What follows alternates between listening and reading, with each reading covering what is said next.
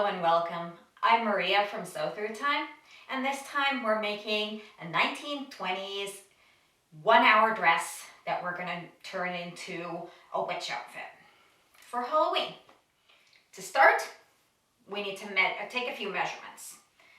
We start by putting it here. We want it a little bit below your hip bone, kind of upper hip region. That's usually where most of these gowns, the waist area goes to. Some of them are at the hip bone, so upper hip level. But at least on my body, I'm fairly short backed, quite busty, and quite wide hipped. It tends to look better if I do it a little bit below that point. So on here, I've done it here. And there you can see that there's my hip bone. I'll measure it a little bit higher this time because this is a slightly different style. And then we want to go over the shoulder to the back and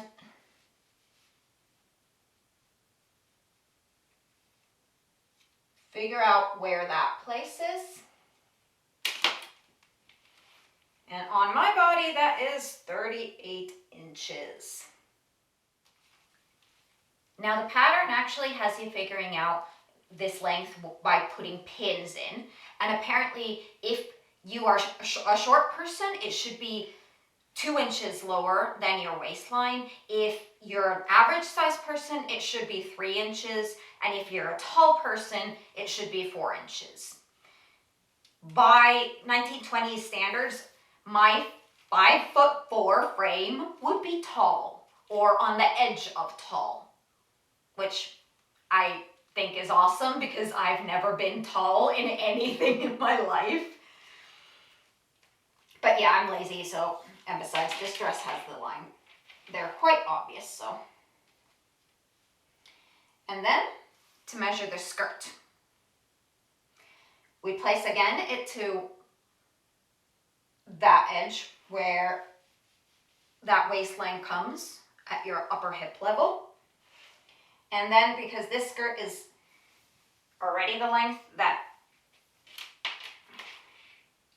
now, since this is already a length that I know I want, I'll just look at what it says on the bottom there. It says about 26 inches, yeah.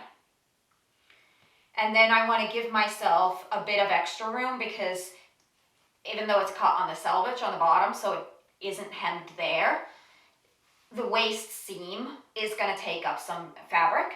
So I'll just give myself 27 inches. Then in 1920s sewing, really the only actual width that you usually use is only your hip. And it's usually your lower hip, because that's usually the widest part of you. If your bust is the widest part, then use that. Whatever measurement is the widest part of your body, you use that. But because I'm pear-shaped, my hips are much, much wider than the rest of me.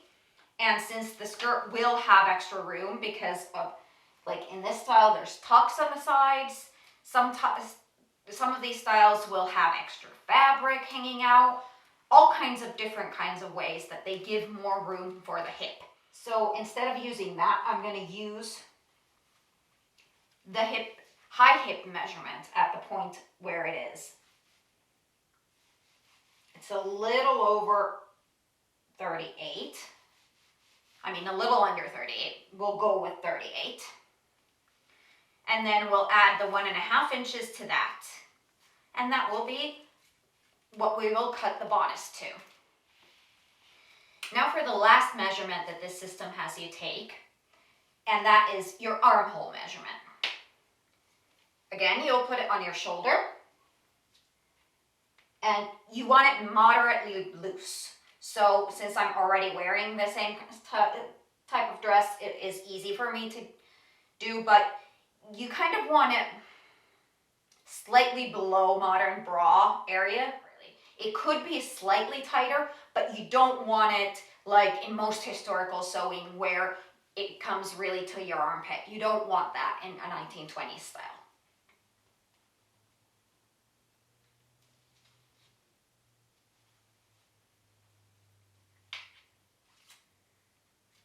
So it's a little under 18 inches, so we'll just go with an 18. And now the blouse part, the measurement was 38 inches, so we'll measure that. This modern fabric is 56 inches wide. The pattern calls for an under 38 inch bust, only a 36 inch wide material, so we'll have to cut that down.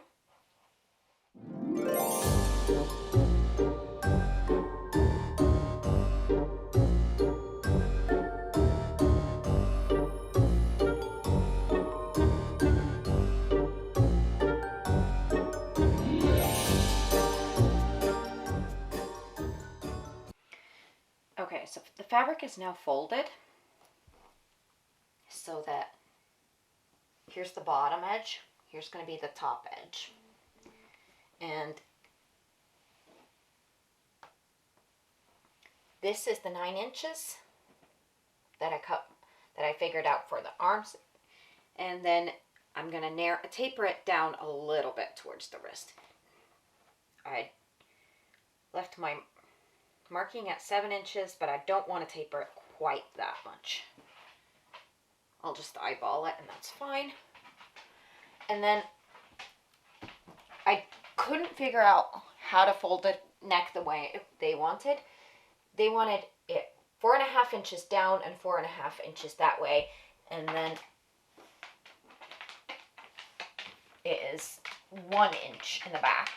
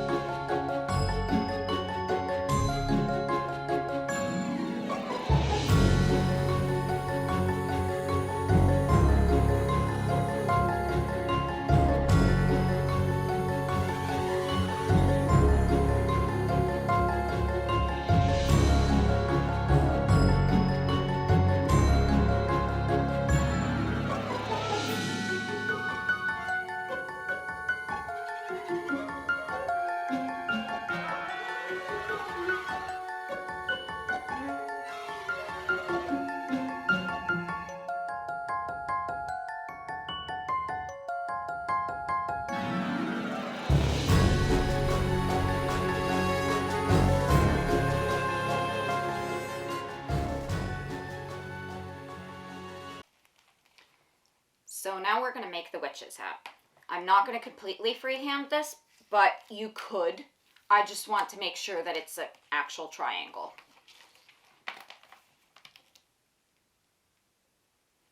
I'm going to give myself in the bottom a good 20 inches.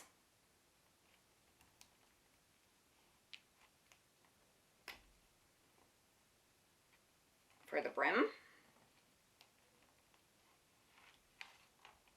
There. And then we'll mark the halfway point there.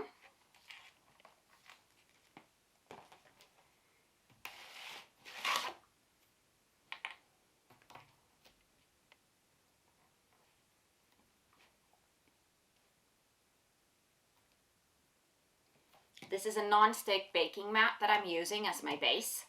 This is called a resist, the form that goes inside the felt that makes the shape of the felt. And then I'm also going to use this as my felting mat or whatever it's called. I don't even know. And so we'll make sure that it doesn't end up too tall.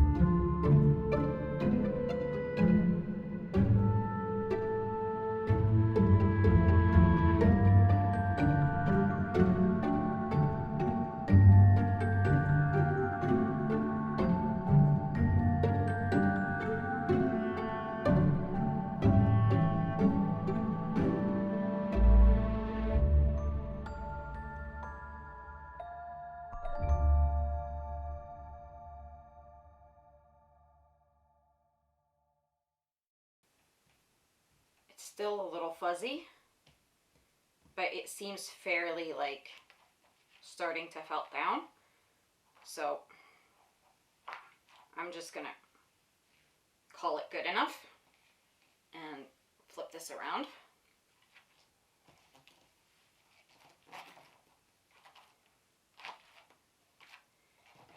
And now on this side, I want to turn the edges.